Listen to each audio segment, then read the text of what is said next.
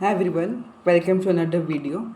Have you ever opened a power supply, a TV, or anything else? Have you seen these tiny capacitors mounted here or anywhere? Why are they used? Why are they so common in modern technology? Today we are going to learn about these. What do they actually do? What are the limitations, advantages? Why do engineers use these? What are their types? And I have almost everything in this video about the ceramic capacitor. Let's start. So ceramic capacitors are very common in modern life, in modern technology. These have two electrodes and sit between these electrodes sits a dielectric material. This is all a capacitor is about. It is a very simple device and it comes in many sizes. Here you can see this is an electrolytic capacitor which we are going to learn in another video. This is the ceramic capacitor here which has these ratings on them. We will also learn about these. This is a safety capacitor here. This is another some more ceramic capacitors that sit at the output of my lights. You can also see this Y capacitor here. Some of them are here also. There are also SMD type which I can show you here. Can you see these tiny grains which are smaller than a grain of rice, and which have two like metal electrodes, and between sits a skin colored brown thing which is the dielectric material. These are called the MLCCs. MLCC basically means multi-layer ceramic capacitors.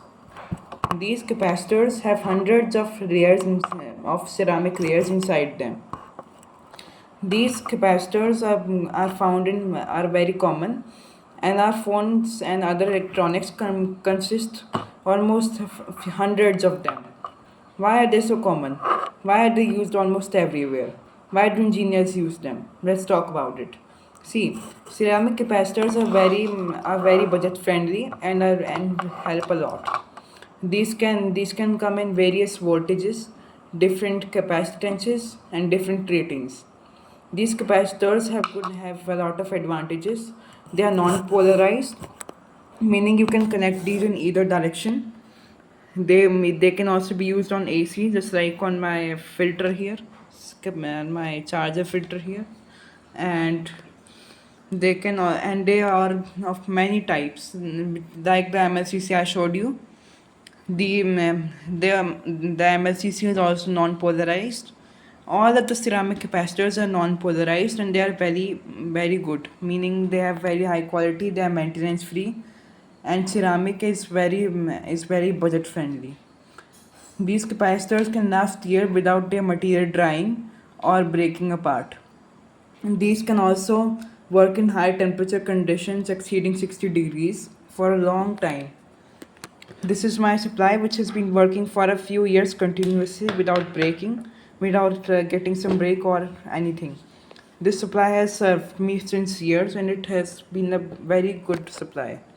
I took this apart to see what's inside and to explain you what is the ceramic capacitor, where it is and why it is used.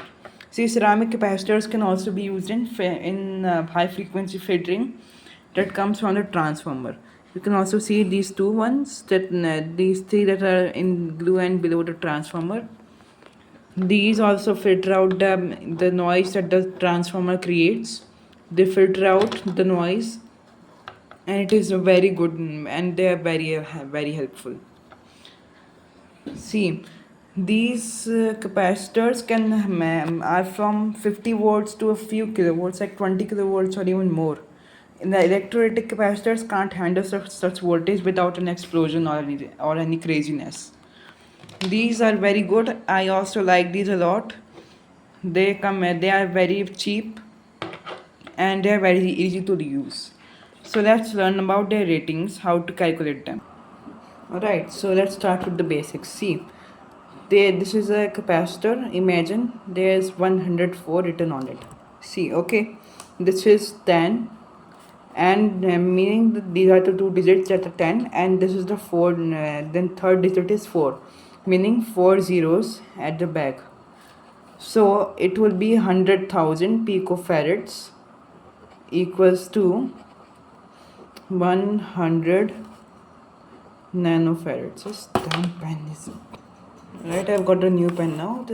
This old pen is trash. Alright. So it means 100 nanofarads. 100,000 picofarad equals to 100 nanofarad equals to 0.1 microfarad. These capacitors are good for electronic enthusiasts or whatever. These are used very commonly. One is also below this transformer, a yellow one, which you can hardly see. Let me zoom this. See, there you go. This one, the yellow one, is also 104 labeled. See, this one. So this is how we calculated 104, 100,000 picofarads, 100 nanofarads. So let's see another example. It's 472. All right. So we write the first two digits 47. Don't mind my writing. And then 2 means two zeros at the back. 2 means these two zeros, and the first two digits 47. So this will be 4700 picofarads. Right, so this is a basic way how to calculate these capacitors rating, and it is not even a big pain calculating this. These are so easy. I really like that calculating it. So this is the basic explanation of ceramic capacitors and how they help in our daily lives. And one interesting thing is that how when the supply is running, it may create some winding noise, high frequency noise. You may sometimes blame the transformer or other things, but what can actually happen is the MLCC capacitors or disc ones also. They also make noise, physical noise. Yes. Let's see how. See, this is the disc here. I can properly see it. What? This is the electrode with disc connected to it. Between that lies a dielectric material, which is ceramic, and it is also piezoelectric. I will explain what does it mean. See, this is how ceramic capacitor structure is.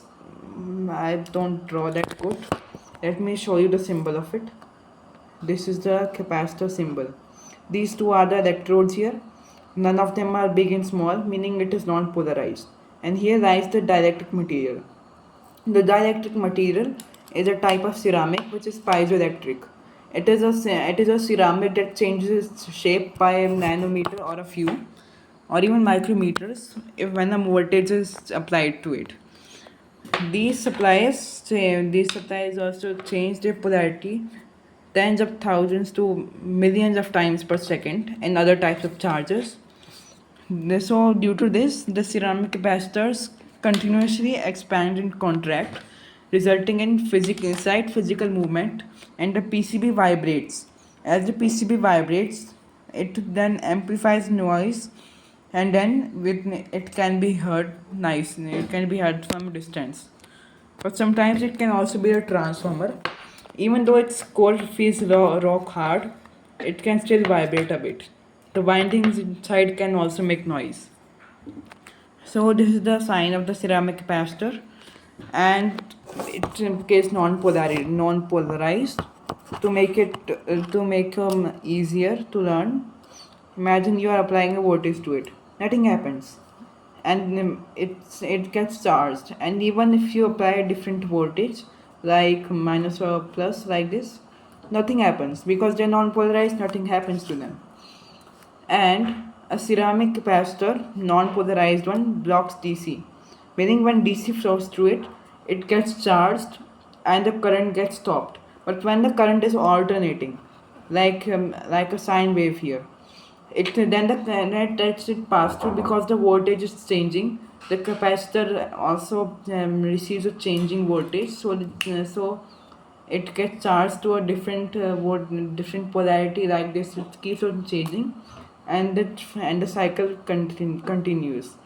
The AC voltage flows through the capacitor. So this is all we have learned today. Hope you enjoyed this. I will show in the next episode. We will learn about electrolytic capacitors here, which you can see this big one, which is right now at 325 volts DC. It's coming from the mains right now, 230 volts. It goes into the rectification, and see, this is right now I'm going a bit off topic, so don't mind that. See, when the AC is oscillating, meaning it is a sine wave like this. See, right now when the voltage goes through to this spike, it gets to 325 volts, or it could be less with 310 volts, you can say. So at the rectifier output, it becomes this. It is a continuously oscillating wave vector which is 310 volts, and feeds into the electrolytic capacitor. The electrolytic capacitor has this kind of sign, which is plus and minus, and this bigger one is negative side, and this is the positive side. So this capacitor receives DC, and if DC, and when there's reverse polarity, the capacitor cannot run without explosion. It would even not even run if the voltage is reverse. So this is the basic demonstration of ceramic capacitors. Ceramic capacitors are found everywhere, like. So this is the after the rectifier's side, it become like this is 50 hertz oscillating, right? So it comes into 100 hertz, then it feeds the capacitor, then it feeds the switching IC, which is a transformer, and then it comes at the output. The capacitor is also placed after the transformer output, or at the primary and second, across the primary and secondary side also. In some designs, the capacitor is a bit bicapacitor, safety one, across primary and secondary. A tiny capacitor is also placed across the output of the transformer. Then it goes into an ultra high speed rectification diode, or a puny single diode, whatever. Then it comes and goes into the electrolytics through some transistors for voltage regulations, and then comes out. And these ceramic capacitors are very useful these days.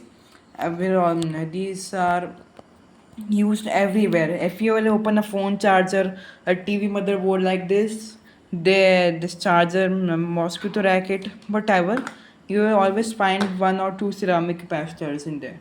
If not, there might be MLCCs like the one I showed you here. It will be always there. A phone also contains microscopic ceramic capacitors that you may not see, but they are there because it is required there for filtering high frequency noises and all this. So thanks for watching. Let's meet in the next episode.